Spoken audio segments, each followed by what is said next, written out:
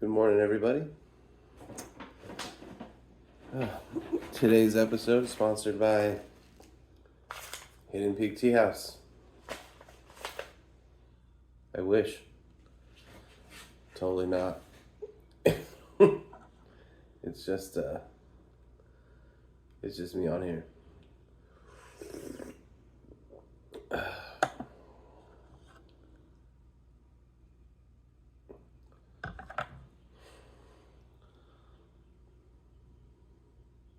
So recently it's been interesting.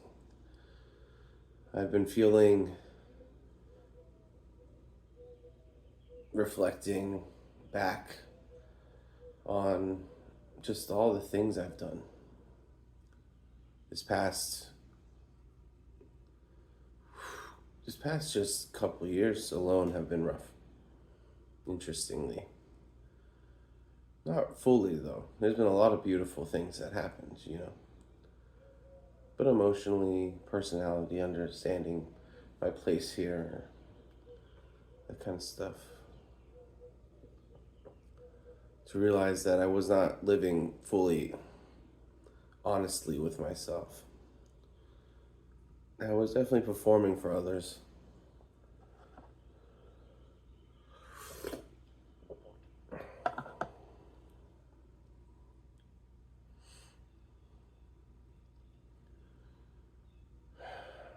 And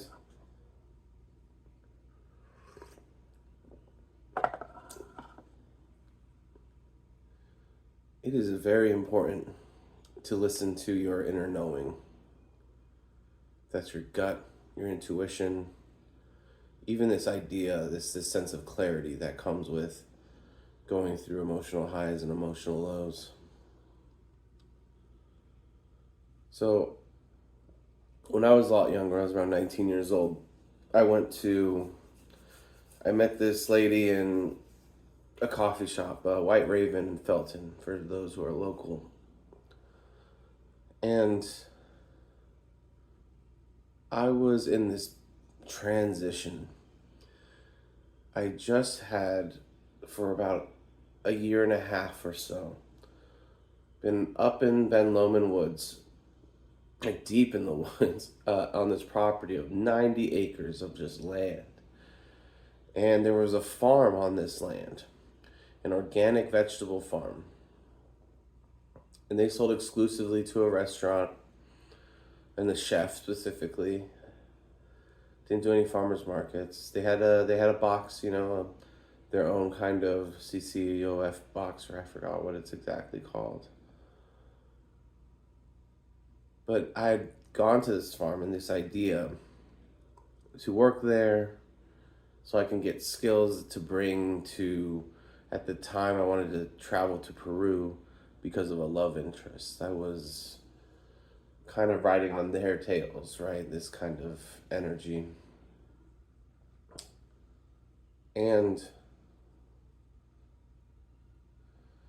But that didn't happen. About maybe a couple months in, that relationship did not work, and so I was stuck on this farm, and I was really enjoying the work.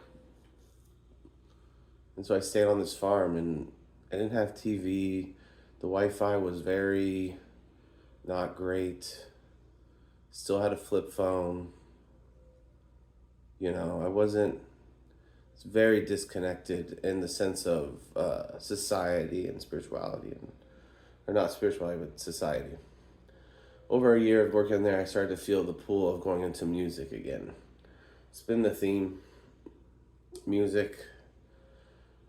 I started expressing myself, and I was like, man, I want to do this. At the time, I was learning didgeridoo, playing guitar, not great guitar. I didn't know any theory, which is funny now because I'm super knowledgeable about music theory. And so I'm like, I'm gonna just take my guitar with the 4 chords I know and travel and make up songs and sing. I had no logical foundation for this. Meaning did not have a group of songs. I had maybe 3 songs. I had not been performing at like concerts. I didn't have a website. I didn't know any of that. I was not a business person then. I didn't know business acumen. I was just an innocent, going off the feelings and spiritual guidance of my inner knowing. And so I'm like, okay, I'm going to do this. And so I go to this coffee shop and I'm sitting there. And I love coffee shops. Coffee shops seem to be the theme of transition for me. But I'm sitting there drinking a coffee in the back area. Not outside, but they have their little cozy corner back there. They used to. And this woman approaches me and sees, I don't know what I was doing, but I'm really into astrology. And I was like, I was still very into, I was kind of the foundation of my learning of astrology. So I was very into asking people their signs and all this stuff. And it ended up, she was like, oh, if you're into astrology, you'll probably like this. I'm like, all right. She showed me this thing called human design. And I had no idea what the hell she was talking about when she was describing these things. But she has been deeply invested in this. Clearly, she had spent hundreds of dollars on learning packages and all this stuff. And now, and she's thinking of doing this documentary. And for some reason, we just connected. We had this bond, this connection. She was much older than me. Became romantic, but not really. And I ended up getting a camera and helping her make this documentary. I had no idea what I was doing. I just pointed the camera and shoot and would do things that I now know what to do, but in the past I had no idea what to do. And we go to Sedona to start interviewing all these people who are in a variety of different levels in the human design network, because human design is an international system, and human design is like it's a mix between astrology, the I Ching, the Kabbalah, Jungian archetypal systems.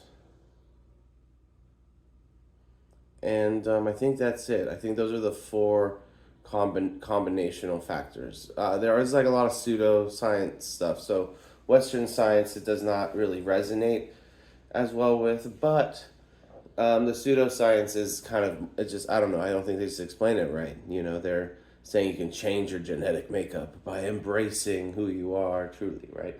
Through these systems. But you know, as many scientists know, you can't just change your genetic makeup in one lifetime. But there are very common instances of people, external factors changing your behavior, and having your genes be expressed differently, or maybe genes are not being expressed. So that's what I kind of lean on when looking at this system. So I'm interviewing all these people. She's interviewing. I'm observing. And I started learning a lot more about this system. And I'm telling you, it is eerie. How I thought astrology was eerie, you know? I was like really into it. I was really into analyzing people, micro behaviors, and trying to understand their energies. And, you know, this could all be psychological training, and part of it probably was. I don't care. And to be honest, I'm like, it's fun.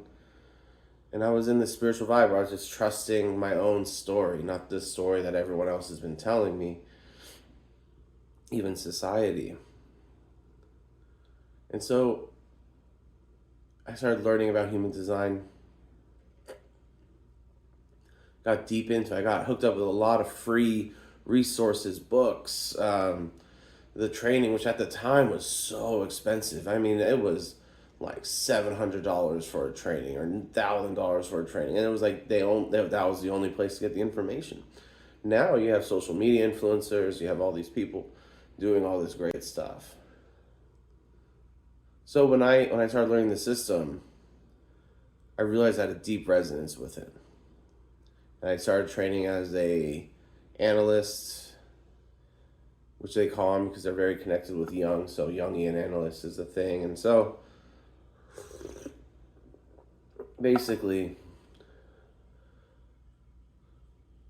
if I'm really honest, a lot of my personal growth and development as a human being has been rooted in astrology and human design, as well as the many different books I've read and the many different experiences I've had and my own life story, right? It's the interconnectedness of all these different things. And, there's a part of me that struggles with this essence of like, well, this is not rooted in Western science fully, or this is not this or that. And I just keep thinking about Buddhists using deities. Whatever helps you get to the truth faster, do that.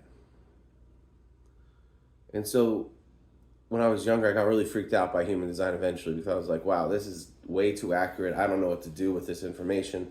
So I literally kind of pushed it away. I gave my materials to a colleague of mine who's now doing human design readings in Santa Barbara. And I just lived, right? It just lived, and it's always been in my head. Always been looking into it, but recently it's been starting to pop. I've always been into it. I've always been into it. If you've known me, if people who are close to me know I'm into astrology, human design, because it has helped me so much in my own development, as well as all these other avenues.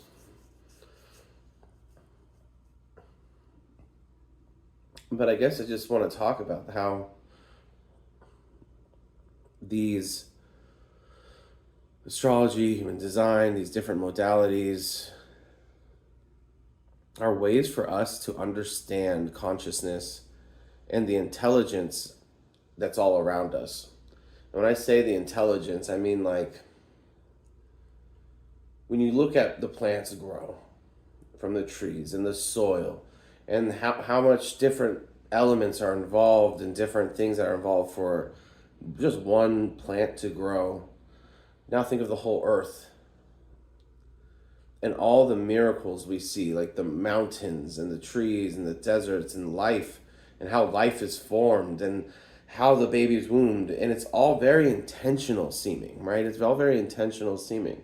It's an intelligent thing, and if you believe in our Western sciences, we're on this little ball in this vast universe floating around, so to speak. And even then, there's like very cyclical things that happen. And we are like wired to see duality, the night, the day, dark, light, all these different aspects. Even though in reality, everything's interconnected. And I don't think it's even possible for us to even conceive. And so a way for us to understand this thing that is much bigger than ourselves and how we are connected to it, I think we need some of these structural elements. For one, like on a logical scale, these archetypal elements, even astrologically speaking, the different energies and archetypes within somebody, kind of family systems like. And on the other hand, like actually, having a certain level of faith or trust in that we are connected with the stars at some level, and that there is an intelligence that we can tap into that is not just in us purely. That there is a bigger thing going on, and maybe we just don't have the tools to be able to understand it fully. And I think that's what science is trying to do, and to understand our world fully, and we still don't know, right? Because we're limited creatures.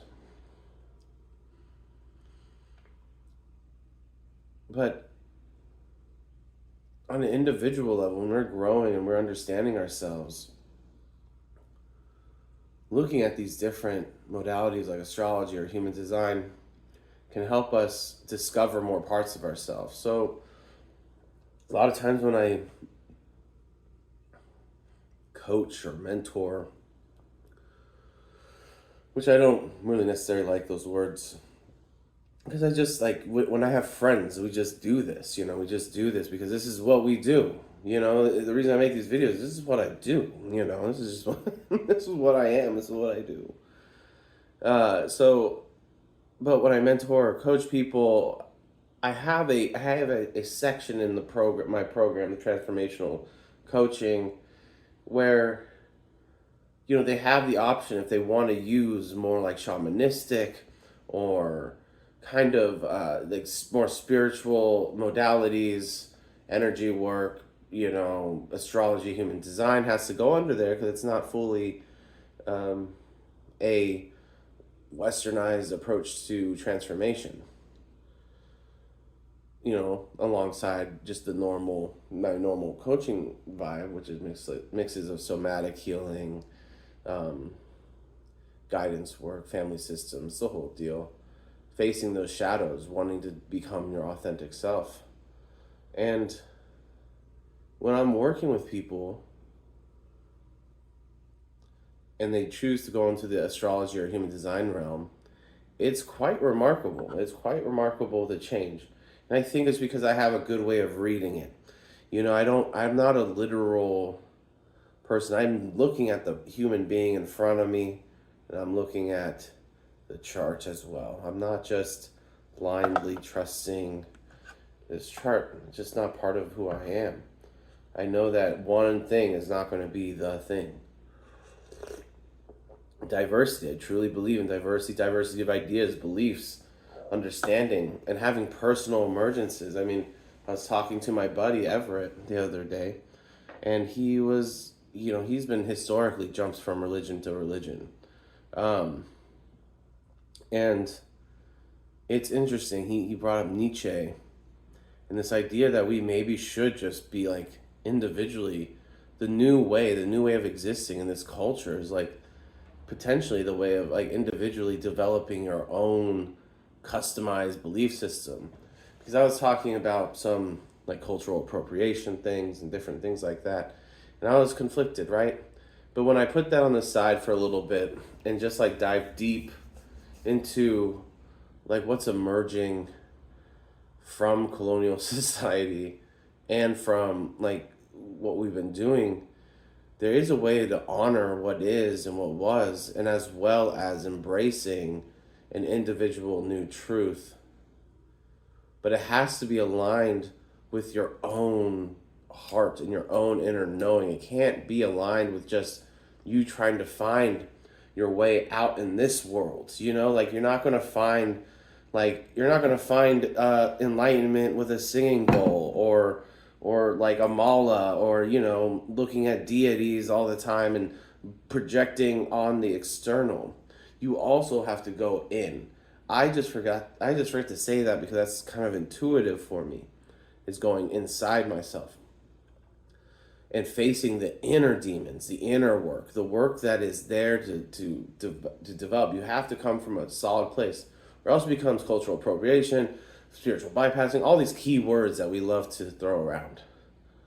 But at the end of the day, it's about your journey and your willingness to let go of the material realm or to dive deep into the material realm to a point where you start to understand parts of yourself and having the courage to face those parts of yourself, to be able to face that part of yourself. So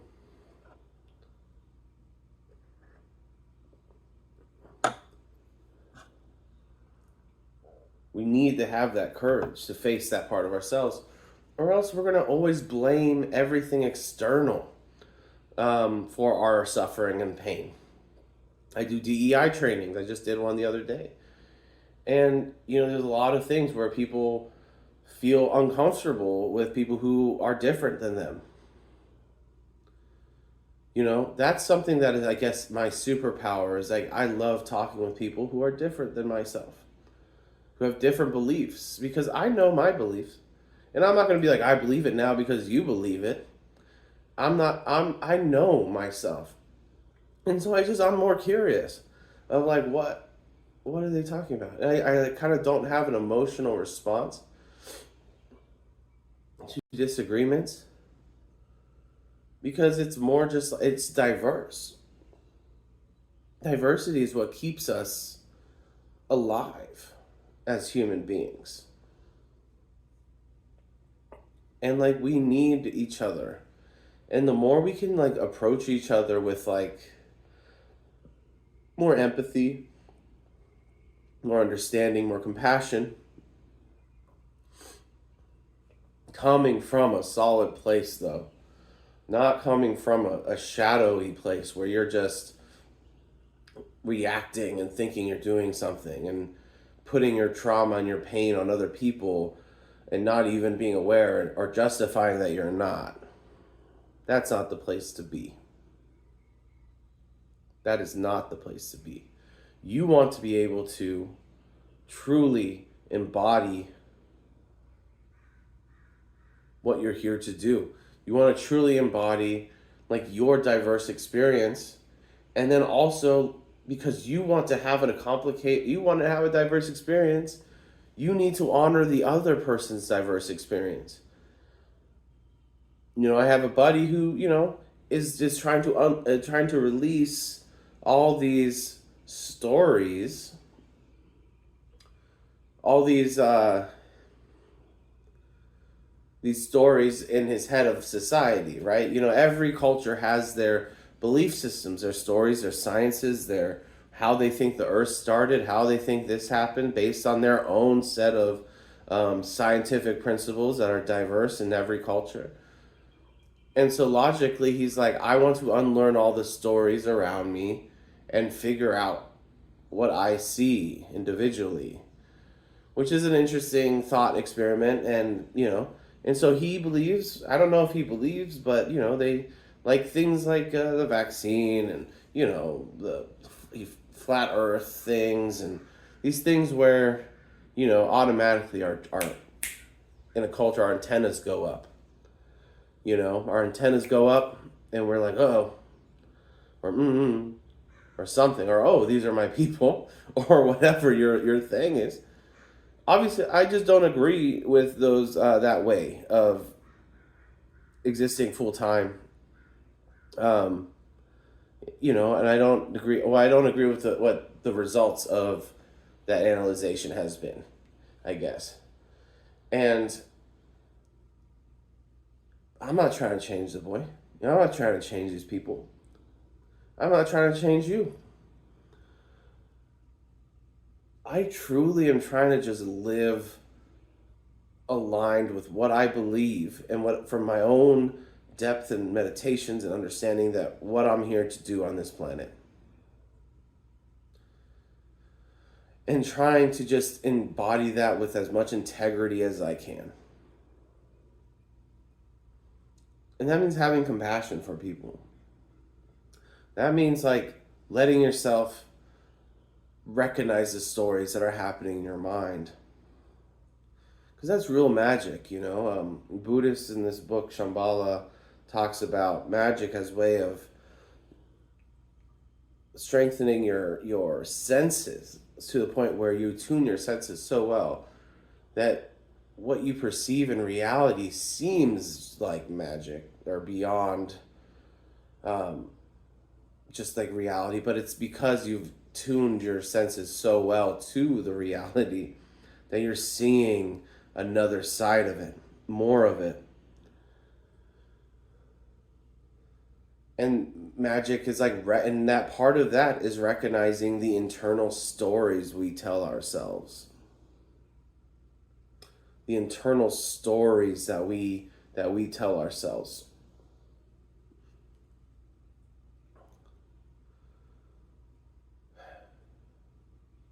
It's funny, I make these videos and they're so long. Definitely YouTube worthy.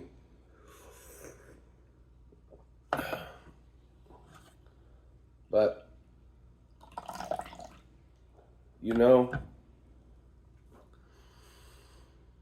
at the end of the day, whoever needs to see this will see it.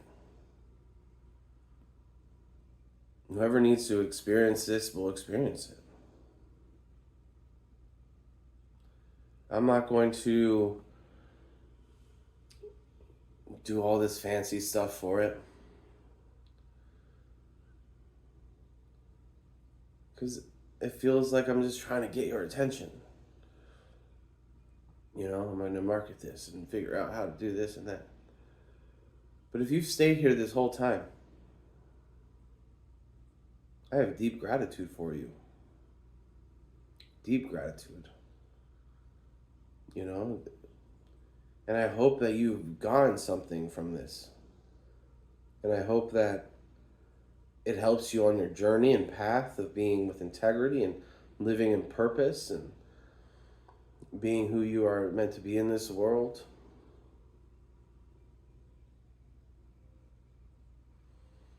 I just appreciate you. So thank you. And thanks for having tea with me. All right. Till the next time.